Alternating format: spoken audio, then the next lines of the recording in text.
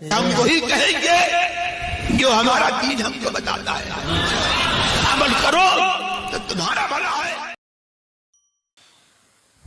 بسم اللہ الرحمن الرحیم۔ درود پاک پڑھیں۔ اللہم صلی علی سیدنا شفیعنا نبینا مولانا محمد مبارک وسلم۔ صلاۃ و سلام دائما علیک سیدی یا رسول اللہ صلی اللہ تعالی علیہ وسلم۔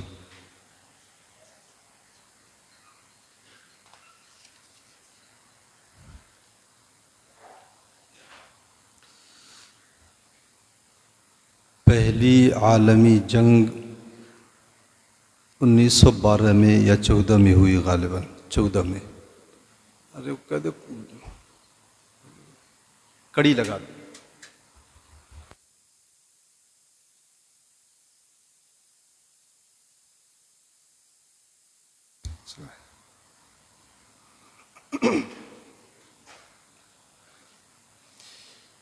دوسری 1945 میں ہوئی، تیسری کا انتظار ہے پوری دنیا کو۔ تیسری کب ہوگی وہ تو اللہ ہی بہتر جانے، لیکن آخری جو عالمی جنگ ہوگی اس کا ذکر حدیث پاک میں اللہ کے رسول صلی اللہ علیہ وسلم نے کیا ہے۔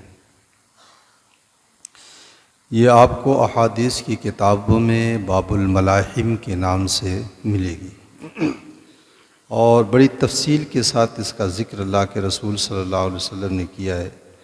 یہ قرب قیامت کی نشانیوں میں سے ایک بڑی نشانی ہے۔ دجال کے نکلنے سے پہلے یہ جنگ ہوگی۔ حضرت ابو ہریرہ رضی اللہ تعالیٰ عنہ کی ایک حدیث میں اللہ کے رسول صلی اللہ علیہ وسلم نے قیامت کے نشانیوں کا ذکر کرتے ہوئے ارشاد فرمایا، لا تقوم الساعة حتى تقتتل فئتان عظیمتان۔ قیامت اس وقت تک قائم نہیں ہوگی جب تک کہ دو بڑے گروہ آپس میں نبرد آزما نہ ہوں، یعنی جنگ نہ ہو ان دو بڑے گروہوں کے درمیان۔ تکون بینہما مقتلۃ عظیمۃ، ان کے درمیان بڑی خونریز جنگ ہوگی۔ دعواہما واحد، دونوں کا دعویٰ ایک ہی ہوگا۔ اس جنگ سے مراد جنگ صفین ہے، جو حضرت مولائے کائنات اور حضرت امیر معاویہ رضی اللہ تعالی عنہما کے درمیان صفین کے میدان میں ہوئی تھی۔ حضرت عثمان غنی رضی اللہ تعالیٰ عنہ کے خون کے بدلہ کا مطالبہ کرتے ہوئے حضرت معاویہ رضی اللہ تعالیٰ عنہ آگے آئے تھے، چونکہ خاندان کے تھے، اور حضرت مولائے کائنات رضی اللہ تعالیٰ عنہ خلیفہ وقت تھے۔ تو اس بات کو لے کر دونوں گروہوں کے درمیان خونریز جنگ ہوئی، جو جنگ صفین کے نام سے جانی جاتی ہے۔ دعواہما واحد، دونوں کا دعویٰ ایک ہی ہوگا، یعنی دعوے اسلام دونوں کریں گے، دونوں مسلمان ہوں گے، یعنی کافر کوئی بھی نہیں۔ اللہ کے رسول صلی اللہ علیہ وسلم نے بتا دیا دونوں کے دونوں مسلمان ہیں، خود اللہ کے رسول نے بتا دیا۔ اس جنگ میں ہمارا کردار فکر کے اعتبار سے اتنا ہے کہ حضرت امیر معاویہ حضرت مولائے کائنات رضی اللہ تعالیٰ عنہ حق پر تھے۔ حضرت معاویہ رضی اللہ تعالیٰ عنہ سے خطأ اجتہادی ہوئی، لیکن دونوں کے دونوں مسلمان ہیں، اور دونوں کو اللہ تبارک و تعالیٰ کا وعدہ ملا ہے، کل وعد اللہ الحسنہ، سب سے جنت کا وعدہ ہے۔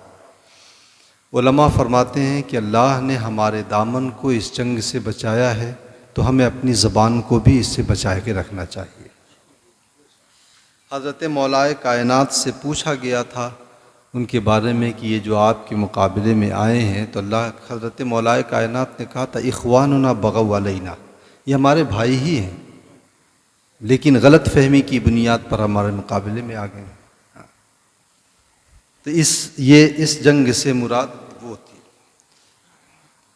حتیٰ یبعث، یہ بڑی نشانیوں میں سے یہ ایک نشانی تھی جو دو گروہوں کے درمیان جنگی پیمانے پر جو نشانیاں تھیں اس کی، یہ ایک نشانی تھی۔ اور آخری نشانی کیا ہے؟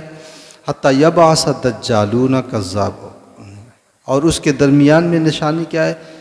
یبعث الدجالون کذابون قریب من 30، پھر تقریباً 30 بہت بڑے فریبی دھوکے باز جھوٹے پیدا ہوں گے۔ کلہم یزعم انہ رسول اللہ، سب دعوی نبوت کریں گے۔ تو یہ 30 جو تعداد اللہ کے رسول نے بتائی، یہ 30 بڑے بڑے دگج جو جھوٹے ہوں گے، ان کے بارے میں اللہ کے رسول نے بتایا۔ پیچھے اللہ کے رسول نے ایک حدیث میں فرمایا تھا نا کہ حضرت حذیفہ نے فرمایا کہ اللہ کے رسول صلی اللہ علیہ وسلم نے جتنے بھی فتنے کے لیڈر پیدا ہوئے ہیں، جن کے پیچھے 300 یا اس سے زیادہ چلنے والے لوگ ہوں گے، سب کا نام گاؤں خاندان سب بتا دیا اللہ کے رسول نے۔ پیچھے حدیث کل گزری تھی نا، تو یہ اسی میں سے، یہ وہ 30 وہ لوگ ہوں گے دعوی نبوت کرنے والے، جن کا کچھ شمار ہوگا، جن کے پیچھے کچھ چل کر کے بہکنے والے لوگ ہوں گے، ورنہ ویسے چلتا پھرتا آدمی اگر کہہ جائے تو اس کا اعتبار نہیں ہے۔ اور کیا نشانی؟ حتیٰ یقبض العلم، علم اٹھا لیا جائے گا۔ اٹھانے کا مطلب علماء اٹھ جائیں گے، بعد میں لوگ دین کے علم کی طرف رغبت نہیں کریں گے، تو علم کی کمی آ جائے گی۔ وَيُكْسِرُ الزَّلَازِلِ، کثرت سے زلزلے ہوں گے جو ہمارے زمانے میں گاہے گاہے نظر آتے ہیں۔ وَيَتَقَارَبُ الزَّمَانُ، زمانے کی برکتیں ختم ہو جائیں گی۔ وَيَظْهُرُ الْفِتَنُ، فتنے کثرت سے پائے جائیں گے، قتل و غارت گری ہوگی۔ حتیٰ یکثر فیکم المال، تمہارے درمیان مال کی فراوانی اتنی ہو جائے گی کہ پانی کی طرح مال بہے گا، پانی کی طرح مال بہے گا۔ پانی کی طرح مال بہنے کا مطلب یہ ہے کہ مال کی کثرت ہوگی، اہمیت نہیں ہوگی۔ ہمارے بچپن میں مال کی اہمیت تھی، کثرت نہیں تھی۔ یہی وجہ ہے کہ 15 پیسے کا 1 کلو نمک مل جاتا تھا، لیکن اس زمانے میں مال کی کثرت ہے، اہمیت نہیں ہے، اس کی ویلیو کم ہو گئی ہے۔ تو اللہ کے رسول نے فرمایا کہ مال تمہارے درمیان کثرت سے ہوگا، یہ پانی کی طرح بہے گا۔ حتیٰ یہم رب المال، مال کی اتنی کثرت ہوگی کہ ایک مالدار آدمی کو اس بات کی فکر ہوگی کہ من یقبل صدقتہ، اس کی زکوٰۃ لے گا کون، یعنی زکوٰۃ کا مستحق نہیں ملے گا آدمی کو، اتنا مال لوگوں کے پاس ہوگا۔ وَحَتَّى يَعْرِضَهُ فَيَقُولُ الَّذِي يَعْرِضُهُ عَلَيْهِ، یہاں تک کہ جب وہ کسی کو زکوٰۃ کی رقم دے گا تو جس کو دے گا وہ کہے گا لا عرب علی، مجھے ضرورت نہیں ہے۔ آج تو جس کے سامنے کر دو وہی لے کر کے دبا لیتا ہے، لیکن اس زمانے میں ایسا ہوگا کہ جس کو آپ زکوٰۃ دیں گے کہ مجھے ضرورت ہی نہیں۔ یہ دو وجہ سے، یا تو اس کے پاس مال کی کثرت ہوگی، یا پھر یہ بھی ممکن ہے کہ اس زمانے میں لوگوں کے اندر جو ہے غیرت ہوگی، خودداری ہوگی اور توکل ہوگا، اور مال کی لالچ وغیرہ کم ہوگی۔ اور نشانیوں میں سے ایک یہ بھی ہے کہ حتیٰ یتطاول الناس فی البنیان، یہاں تک کہ لوگ سے مراد یہاں پہ وہ جو معاشرے میں ذلت رسوائی کی زندگی گزارتے تھے، نیچ لوگ، معاشرے کے کم تر لوگ بڑے بڑے محلات میں فخر کرتے ہوں گے۔ دیکھ لیجئے آپ، یہ یادو ہیں اور یہ سب ہیں، کتنے بڑے بڑے محلات میں ہیں۔ پچھلا وزیر اعلیٰ اور وہ کون سی ایک پارٹی ہے اس کی جو وزیر اعلیٰ ہے جو خاتون ہے، ہاں سب کیا ہے؟ اللہ کے رسول صلی اللہ علیہ وسلم نے قیامت کی نشانی میں بتایا ہے کہ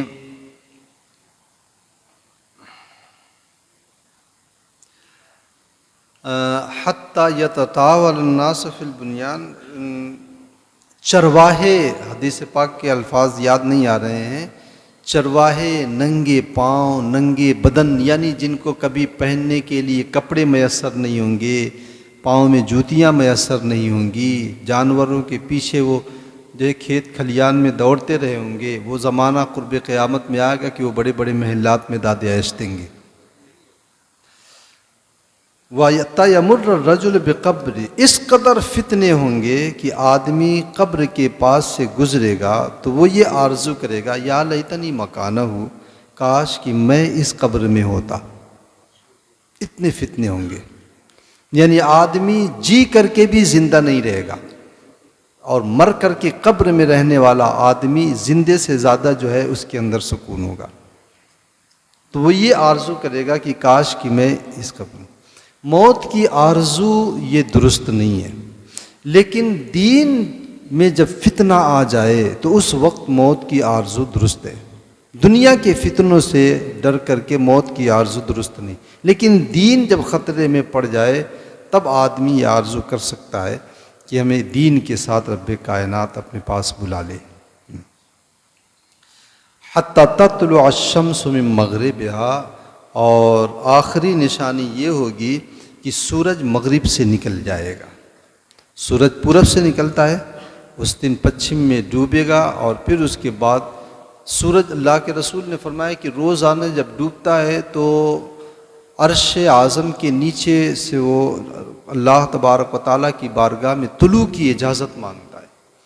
تو رب کائنات کی بارگاہ سے جب طلوع کی اجازت ملتی ہے تب وہ پورب سے نکلتا ہے، لیکن اس دن جو ہے اسے اجازت نہیں ملے گی، اور اسے کہا جائے گا جدھر سے آیا ادھر سے لوٹ جا. تو پھر پورب کے بجائے پچھم سے سورج نکلے گا، اور آدھے آسمان پہ آنے کے بعد پھر واپس پچھم ہی میں ڈوب جائے گا. یہ وہ وقت ہوگا جب توبہ کا دروازہ بند ہو جائے گا.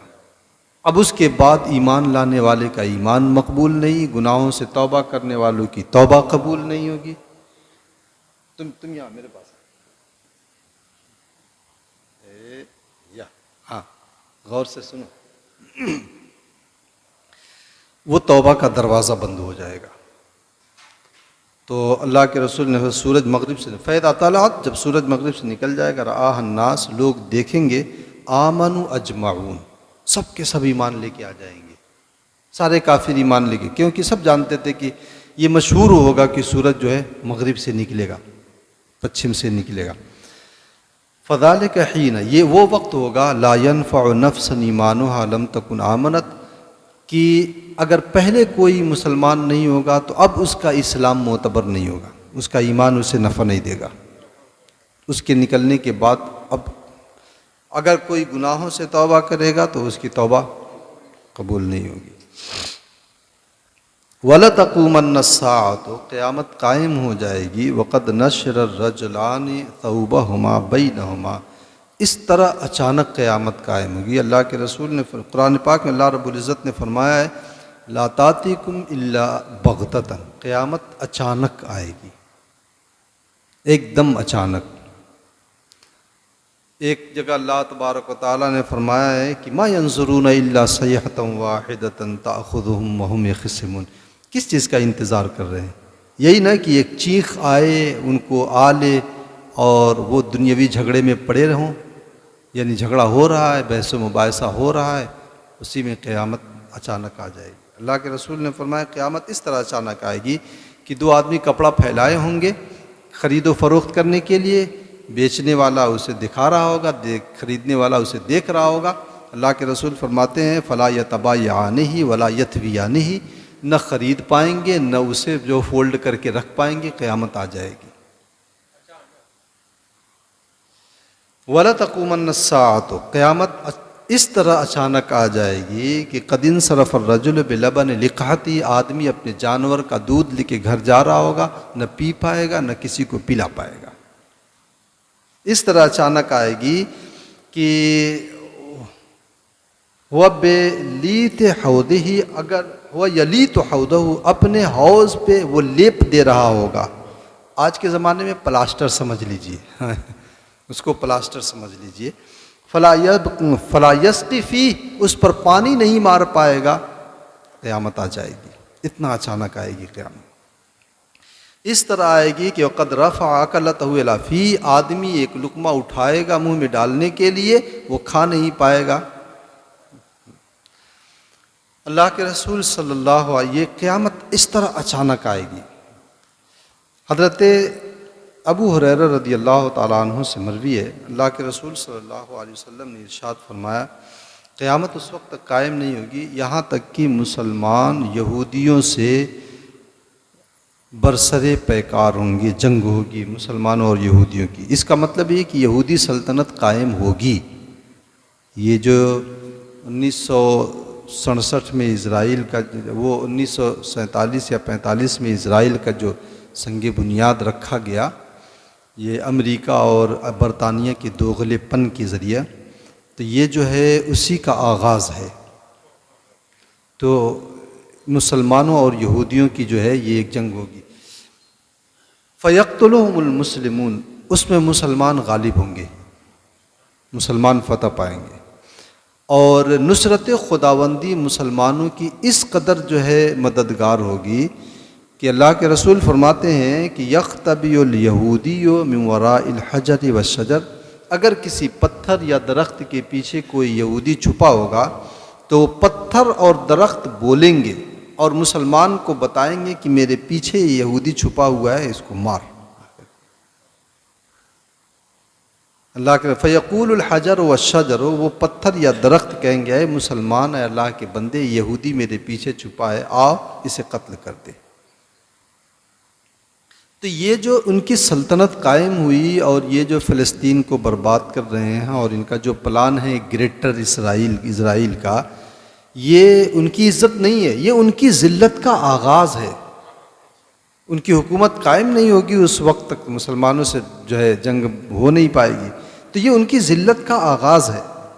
یہ وہ اپنی آپ کے لیے عزت نہ سمجھے، تحسبونہ، کہ وہ لوگ اپنے آپ کو سمجھتے ہیں کہ یہ عزت کی بات ہے، یہ عزت نہیں، یہ ذلت ہے ان کے لیے، پوری قوم اور پوری یہودیت کے لیے یہ ذلت کا آغاز ہے۔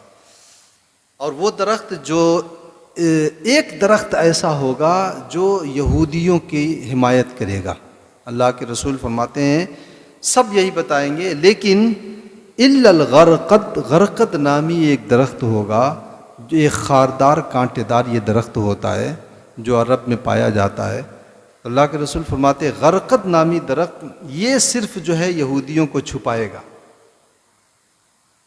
باقی اور کوئی نہیں۔ جنت البقیع کو بقیع غرقد کہتے ہیں، بقیع غرقد اسے اس لیے کہتے ہیں کہ بقیع کے معنی آتے ہیں ٹکڑا، زمین کے ٹکڑے کو، اور غرقد چونکہ درخت، غرقد کا درخت وہاں کثرت سے تھا اس لیے اسے بقیع غرقد کہا جاتا ہے، بعد میں اب اسے جنت البقیع کہا جانے لگا۔ تو یہ ایک درخت ہے، آپ سرچ کر کے دیکھ لیں، اسرائیل میں باقاعدہ اس درخت کی کھیتی ہوتی ہے، یہ درخت کثرت سے لگائے جا رہے ہیں، انہیں معلوم ہے۔ اس کا مطلب کہ یہودیوں کو بھی معلوم ہے کہ ہمارے نبی غیب داں ہیں، وہ تو اس زمانے کا وہابی کہتا ہے کہ ہمارے نبی غیب داں نہیں ہیں، انہیں بھی اس بات کا یقین ہے، اور وہ جو ہے غرقد نامی درخت جو ہے باقاعدہ اس کی حفاظت کرتے ہیں۔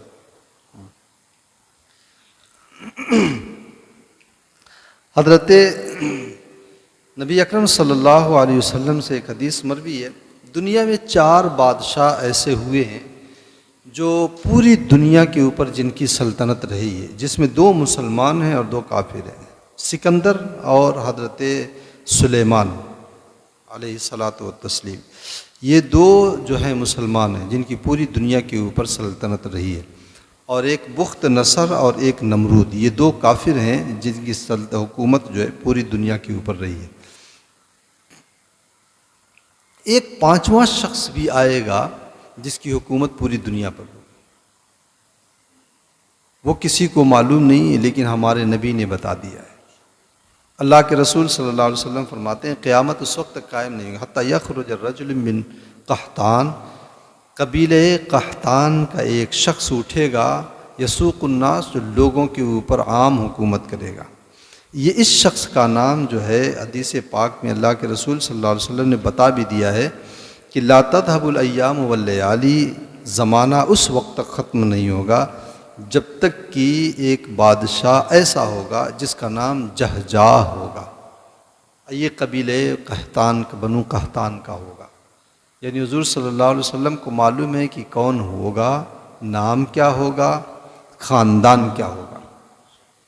تو یہ جو ہے وہ ایک زمانے میں آئے گا۔ آقا کائنات صلی اللہ علیہ وسلم کی حدیث ہے، حضرت جابر بن سمرہ رضی اللہ تعالیٰ عنہ سے مروی ہے، فرماتے ہیں لَتَفْتَحَنَّ عَصَابَةٌ مِّنَ الْمُسْلِمِينَ كَنْزَ آلِ کسریٰ، کسرا کے خزانے کو فتح کریں گے مسلمانوں کی ایک ٹولی. کسرا ایران کی جو بادشاہ ہوتا ہے اس بادشاہ کا لقب کسرا ہے. جیسے روم کے بادشاہ کو قیصر کہا جاتا ہے اور چین کے بادشاہ کو خاقان کہا جاتا تھا، حبشہ کے بادشاہ کو حبشی کہا جاتا، وہ نجاشی کہا جاتا تھا، اور مصر میں جو بادشاہ تھے پہلے حضرت یوسف کے زمانے میں اسے عزیز مصر کہا جاتا تھا، اور اس سے پہلے اسے فرعون کہا جاتا تھا. فرعون یہ نام نہیں ہے بادشاہوں کا بلکہ یہ لقب ہے. یہ جو فرعون حضرت موسیٰ علیہ الصلوۃ والتسلیم کے زمانے کا تھا، اس کا بھی نام یاد نہیں آ رہا ہے، اس کا بھی نام مصعب ابن ریان تھا. تو یہ لقب ہے.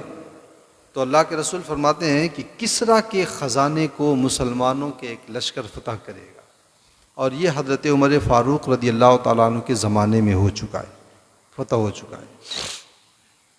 اور وہ کون سا؟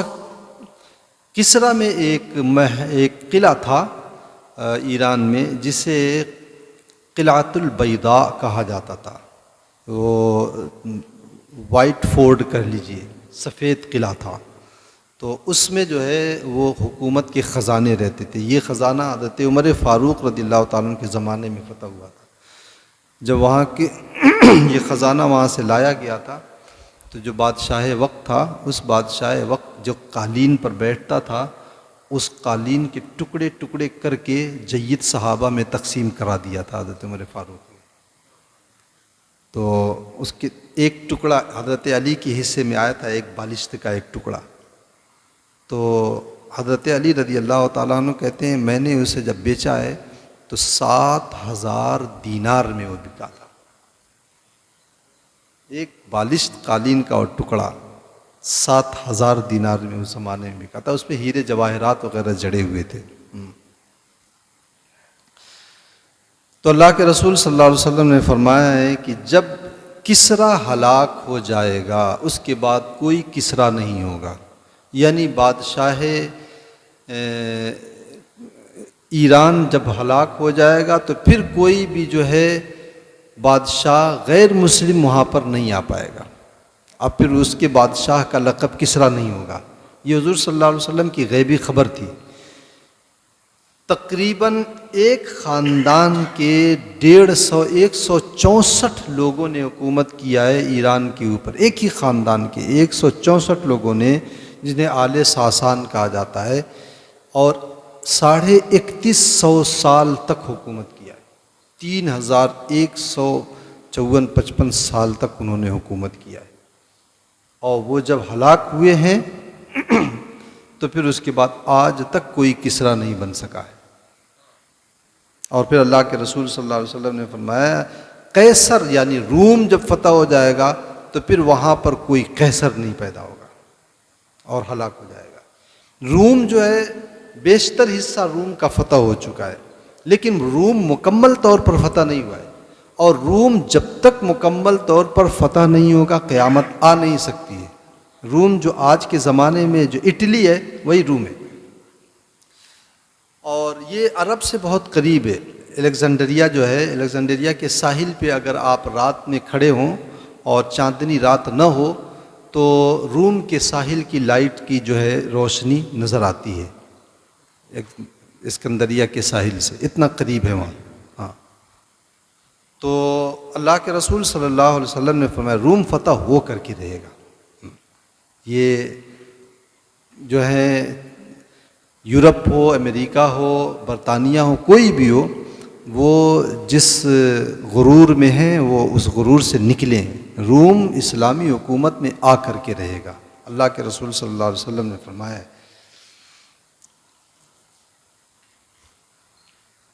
ایک حدیث میں اللہ کے رسول صلی اللہ علیہ وسلم نے ارشاد فرمایا ہے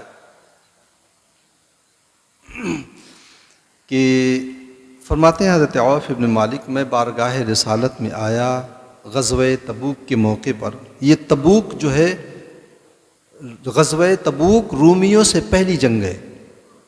غزوہ تبوک یہ رومیوں سے پہلی جنگ ہے. وہاں تک رومیوں کا حدود سلطنت وہاں تک آتی تھی. تو فرماتے ہیں کہ میں غزوہ تبوک میں حضور کے ساتھ تھا، فی قبۃ من آدم، ایک چمڑے کے جو ہے خیمے میں میں بیٹھا تھا حضور کے ساتھ. تو اللہ کے رسول نے فرمایا اعدد ستن بین یدی الساعہ، قیامت سے پہلے یہ 6 نشانیاں یاد کر لو. کون سی 6 نشانیاں؟ موتی، میرا دنیا سے پردہ کر جانا، ایک حضور صلی اللہ علیہ وسلم کا وصال. دوسرا ثم فتح بیت المقدس، بیت المقدس کا فتح ہونا، وہ عیسائیوں کے قبضے میں تھا، رومیوں کے قبضے میں تھا، وہ فتح ہوا حضرت عمر فاروق کے زمانے میں، پھر سلطان صلاح الدین ایوبی کے زمانے میں. اب یہودی پھر قابض ہو رہے ہیں اور پھر بیت المقدس فتح ہوگا جو حضرت امام مہدی کے زمانے میں ہوگا. اچھا، تیسری نشانی ثم موتان یاخذ فیکم کقعاص الغنم، پھر تمہارے درمیان ایک موت کی وبا آئے گی. یہ حضرت عمر فاروق کے زمانے میں ہو چکا ہے طاعون. جب اسلامی لشکر جو ہے مقام امواس میں تھا جو فلسطین کے قریب میں ہے، یا جو ہے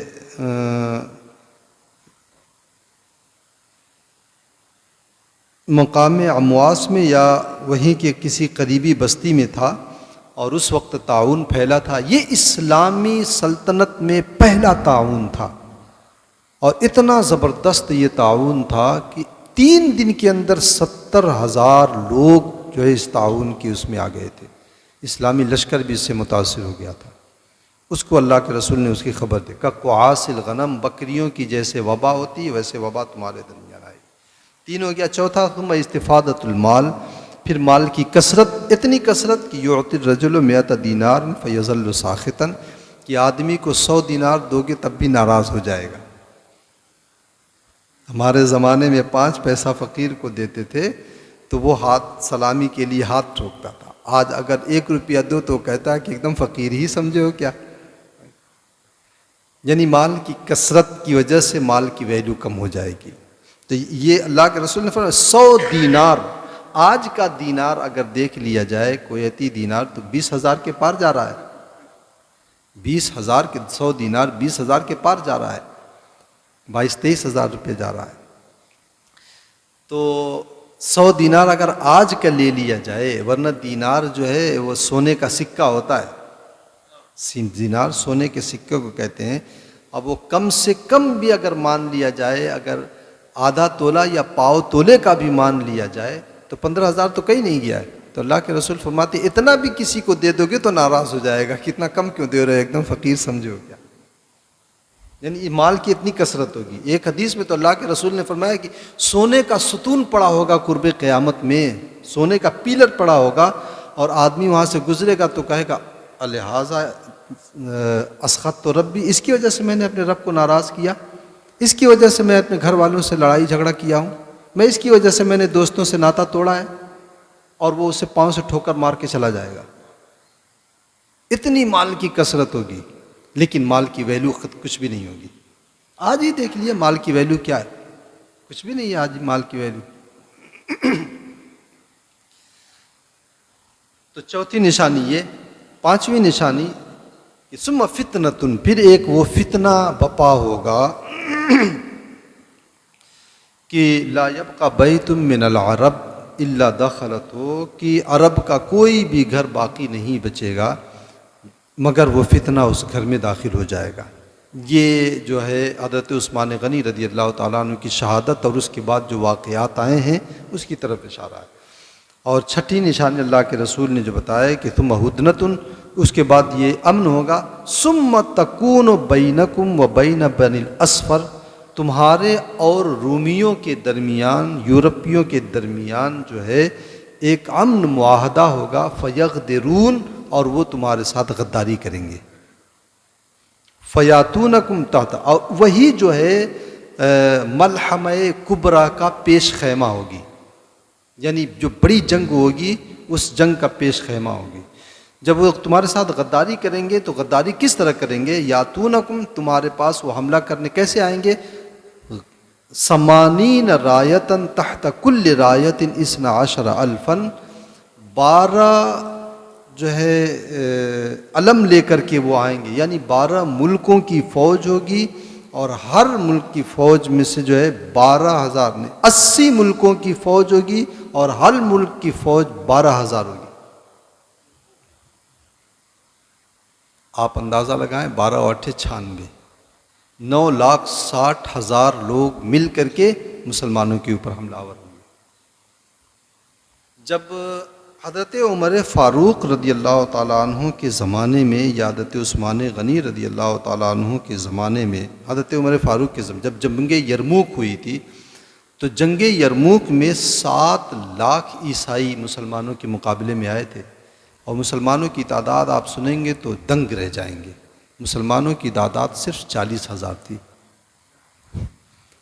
اور اللہ تعالیٰ نے مسلمانوں کو فتح دیا تھا. تو جنگ کثرت سے نہیں جیتی جاتی ہے، جنگ ایمان سے اور یقین باللہ سے جیتی جاتی ہے. تو اللہ کے رسول نے فرمایا اتنی زبردست یہ لوگ آئیں گے اور پھر مسلمانوں کے ساتھ جو ہے وہ جنگ ہوگی.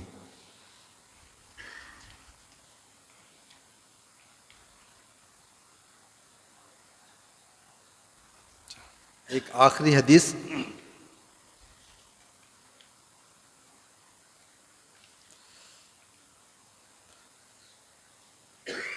حضرت ابو ہریرہ رضی اللہ تعالیٰ عنہ سے مروی ہے کہ اللہ کے رسول صلی اللہ علیہ وسلم نے فرمایا قیامت اس وقت تک قائم نہیں ہوگی یہاں تک کہ رومی مقام اعماق اور مقام دابق میں اتریں گے. اعماق اور دابق یہ شام کے نواح میں ایک شہر ہے. یہ مدینہ طیبہ سے بھی متصل ایک میدان ہے جسے اعماق کہا جاتا ہے. دابق مدینہ کا ایک بازار ہے، لیکن یہ یہاں کی بات نہیں ہے، مدینہ طیبہ کی بات نہیں ہے، کیونکہ اس وقت مدینہ طیبہ ویران ہو چکا ہوگا جس وقت یہ صورتحال بتائی جا رہی. یہ شام کے علاقے کی جو ہے بات ہے اور شام کے علاقے میں جو مقام اعماق اور مقام دابق ہے وہاں پہ اتریں گے اور شام اس وقت آباد ہوگا. اللہ کے رسول نے ایک حدیث میں فرمایا ہے بیت المقدس کی آبادی مدینہ طیبہ کی ویرانی ہے. ہمارے زمانے میں مدینہ ویران نہ ہو، آپ لوگ دعا کریں کم سے کم ہم اس کو آباد دیکھتے چلے جائیں. لیکن اللہ کے رسول نے فرمایا بیت المقدس جیسے جیسے ویران ہوتا جائے گا ویسے ویسے مدینہ طیبہ کی بیت المقدس جیسے جیسے آباد ہوتا جائے گا مدینہ طیبہ ویران ہوتا جائے گا. تو اس وقت جو ہے بیت المقدس جو ہے اور اس کے نواح کے علاقے آباد ہوں گے. تو اللہ کے رسول صلی اللہ علیہ وسلم فرماتے ہیں اس کے نواح میں ان دونوں جگہوں پہ اتریں گے. فیخرج الیہم جیش من المدینہ، اور پھر وہاں پر جو ہے شام سے ایک لشکر جائے گا جو روئے زمین کا بہترین لشکر ہوگا. اللہ کے رسول نے فرمایا ہے کہ من خیار اہل الارض، روئے زمین کا بہترین لشکر اس زمانے میں ہوگا. فَإِذَا تَصَافُوا، جب وہ آپس میں صف بندی کر رہے ہوں گے جنگ کے لیے تو رومی کہیں گے کہ ہمارے اور ان کے درمیان راستہ چھوڑ دو. اس سے پہلے مسلمانوں کا ایک لشکر رومیوں سے جنگ کر چکا ہوگا جو انہیں شکست دے چکا ہوگا اور بہت سے رومیوں کو جو ہے وہ قیدی بنا چکا ہوگا. تو وہ یہی کہیں گے کہ تم ہٹ جاؤ، ہمیں تم سے کچھ لینا دینا نہیں، ہمیں ان سے لینا دینا ہے. لیکن حقیقت یہ ہے کہ وہ تمام مسلمانوں کے دشمن ہوں گے. اللہ کے رسول صلی اللہ علیہ وسلم فرماتے ہیں کہ وہ کہیں گے کہ تم ہٹ جاؤ، لیکن وہ تمہیں دھوکہ دینے کے لیے یہ بات کہیں گے. فیقول المسلمون، تو مسلمان جواباً کہیں گے نہیں، ہم اپنے بھائیوں کے درمیان سے ہرگز نہیں ہٹیں گے. اور پھر جنگ ہوگی تو جنگ میں مسلمانوں کا لشکر 3 حصوں میں بٹ جائے گا. یہزم ثلث، 1/3 بزدلی دکھائے گا، میدان چھوڑ کے بھاگ جائے گا. اللہ کے رسول فرماتے ہیں لا یتوب اللہ علیہم ابدا، اللہ تعالیٰ ان کی کبھی توبہ قبول ہی نہیں کرے گا. دوسرا اللہ کے رسول فرماتے ہیں دوسرا جو ہوگا کہ وَثُلُثُهُمْ وَيُقْتَلُ ثُلُثُهُمْ، اور 1/3 شہید ہو جائیں گے. اللہ کے رسول فرماتے ہیں وہ اس زمانے میں اللہ کے نزدیک افضل ترین شہداء ہوں گے. وَيَفْتَتِحُ الثُّلُث، اور باقی جو 1/3 بچے گا انہیں اللہ تعالیٰ فتح نصیب کرے گا. اور یہ اتنے افضل ہوں گے جو فتح پائیں گے، یہ بھی بڑے افضل ہوں گے. اللہ کے رسول نے فرمایا لا یفتنون ابدا، یہ پھر کبھی فتنے میں نہیں پڑیں گے، کوئی فتنہ انہیں گمراہ نہیں کر پائے گا. یہ اتنے مضبوط ایمان کے ہوں گے. یعنی 3 گروہ اور تینوں ٹاپر ہوں گے. ایک بد نصیبی میں ٹاپ کلاس پہ ہوگا اور ایک جو ہے روئے زمین کے شہیدوں میں سب سے ٹاپ ہوگا اپنے زمانے میں، اور ایک جو ہے غازیوں میں ٹاپ ہوگا۔ اور پھر یہی لوگ فیفتتحون قسطنطینیہ، قسطنطنیہ کو فتح کریں گے۔ قسطنطنیہ آج کے زمانے میں ترکی کا جو دارالحکومت ہے استنبول، یہی قسطنطنیہ ہے، اور یہ بڑی مرکزیت، بڑی اہمیت کا حامل ہے۔ وہ جغرافیائی اعتبار سے قسطنطنیہ بہت اہمیت کا حامل ہے۔ یہی وجہ ہے کہ ہمیشہ سے قسطنطنیہ جو ہے ہر حکومت کے پیش نظر، یہ خود اسرائیل کی بھی نظر اس قسطنطنیہ کے اوپر ہے۔ ہاں، جغرافیائی اعتبار سے بڑی اہمیت کا وہ حامل ہے۔ تو مسلمانوں نے فتح کیا، اور پھر اس کے بعد جو ہے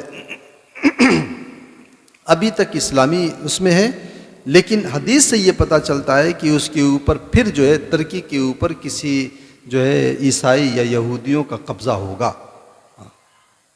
یہ حدیث پاک سے پتہ، تبھی تو مسلمان فتح کریں گے۔ وہ آخری مرتبہ قسطنطنیہ فتح کیا جائے گا، یعنی فبینما ہم، یا جب یہ قسطنطنیہ فتح کر لیں گے، بیٹھ کر کے مال غنیمت تقسیم کریں گے، تو شیطان کو شرارت سوچے گی، اور شیطان کہتے ہیں کہ اللہ کے رسول فرماتے ہیں وہ زیتون کی درختوں کے اوپر اپنی تلواریں لٹکائے ہوں گے کہ شیطان ان کے درمیان افواہ پھیلا دے گا کہ دجال نکل گیا ہے، تمہارے بچوں کو گمراہ کر رہا ہے، فتنے میں ڈال رہا ہے، تو سارا مال وغیرہ چھوڑ کر کے وہ بھاگیں گے۔ تو وہاں گھر پہنچیں گے تو پتہ چلے گا کہ یہ افواہ تھی، لیکن جب وہ بیت المقدس میں اپنے وطن میں پہنچیں گے تب انہیں صحیح پتہ چلے گا کہ ہاں دجال نکل چکا ہے، یا لیکن وہاں تک نہیں پہنچا ہے۔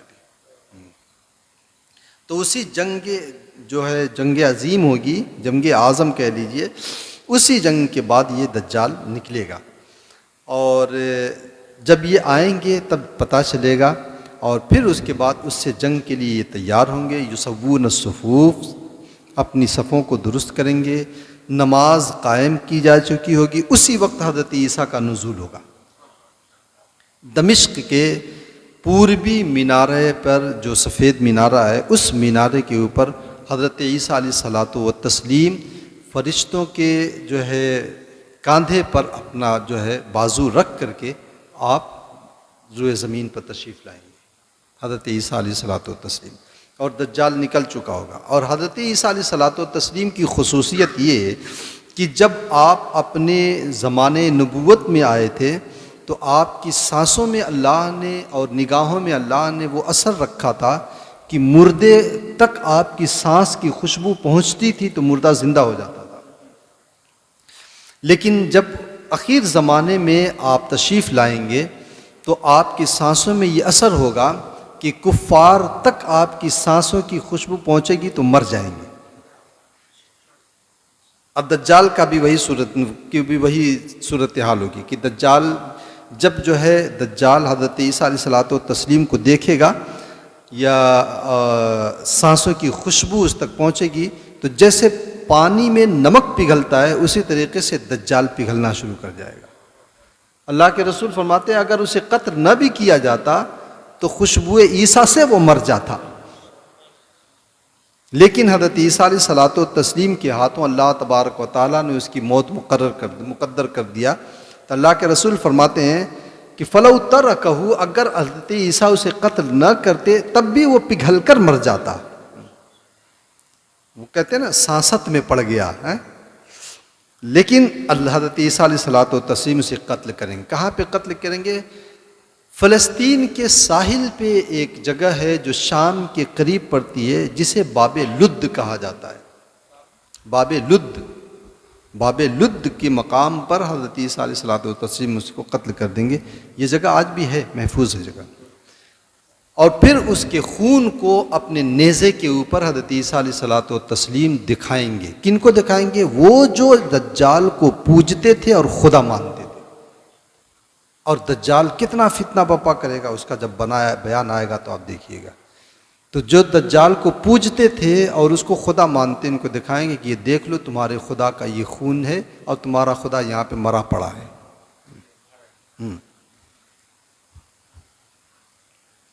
ایک حدیث میں اللہ کے رسول صلی اللہ علیہ وسلم نے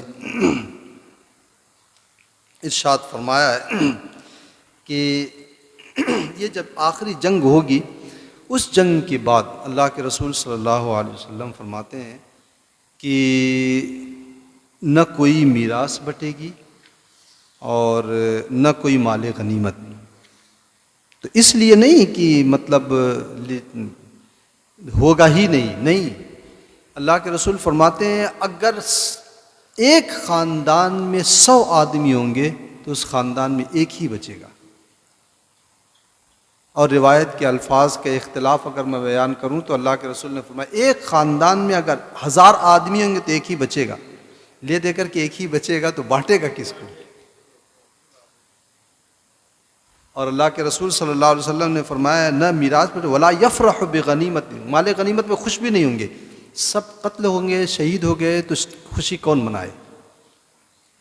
اللہ کے رسول صلی اللہ علیہ وسلم نے فرمایا کہ حضرت ابو ہریرہ فرماتے ہیں حل سمعتم بمدینۃ جانب منہا فی البر، کیا تم نے ایسے شہر کے بارے میں سنا ہے جس کا ایک حصہ خشکی پر ہے دوسرا حصہ سمندر کے ساحل پر ہے؟ یعنی وہ شہر ساحل سمندر پہ. آپ اٹلی کو اگر دیکھیں گے تو اٹلی ایک لمبی پٹی ہے جو ایک طرف ساحل سمندر ہے دوسری طرف خشکی کے اوپر ہے، ایک دم ساحل سمندر پہ اٹلی ہے. تو صحابہ نے کہا یا رسول اللہ، تو اللہ کے رسول صلی اللہ علیہ وسلم نے فرمایا قیامت اس وقت تک قائم نہیں ہوگی جب تک کہ بنو اسحاق کے 70,000 غازی ان سے جنگ نہ کر لیں.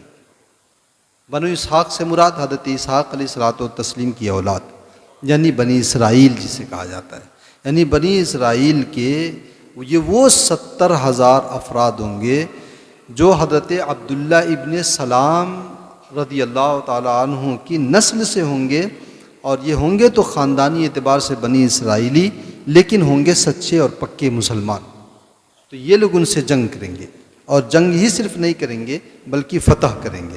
فرماتے ہیں فیضا جاؤہا، جب وہ وہاں پہنچیں گے لم یقاتلوا بسلاح، یہ ہتھیار سے جنگ نہیں کریں گے، ولا یرموا بسہم، کوئی تیر تبر نہیں چلائیں گے، کچھ نہیں. اللہ کے رسول فرماتے ہیں قالوا لا الہ الا اللہ اللہ اکبر، ایک مرتبہ لا الہ الا اللہ پڑھیں گے اور اللہ اکبر کا نعرہ لگائیں گے. فیسقط احد جانبی، شہر کا ایک حصہ ڈھہ جائے گا. اب پھر دوبارہ جو ہے لا الہ الا اللہ پڑھیں گے اور نعرہ لگائیں گے تو دوسرا حصہ ڈھہ جائے گا. یہ ان کے ایمان کی طاقت اور قوت ہوگی. اللہ تبارک و تعالی ہم تمام لوگوں کی ایمان و عمل کی حفاظت فرمائے. اللہم صلی علی سیدنا شفیعنا نبینا مولانا محمد مبارک وسلم صلاۃ و سلام علیک سیدی یا رسول اللہ صلی اللہ علیہ وسلم. اللہم ربنا تقبل منا انک انت السمیع العلیم وتب علینا انک انت التواب الرحیم. صلی اللہ علی النبی الکریم وعلی آلہ وصحبہ اجمعین برحمتک یا ارحم الراحمین.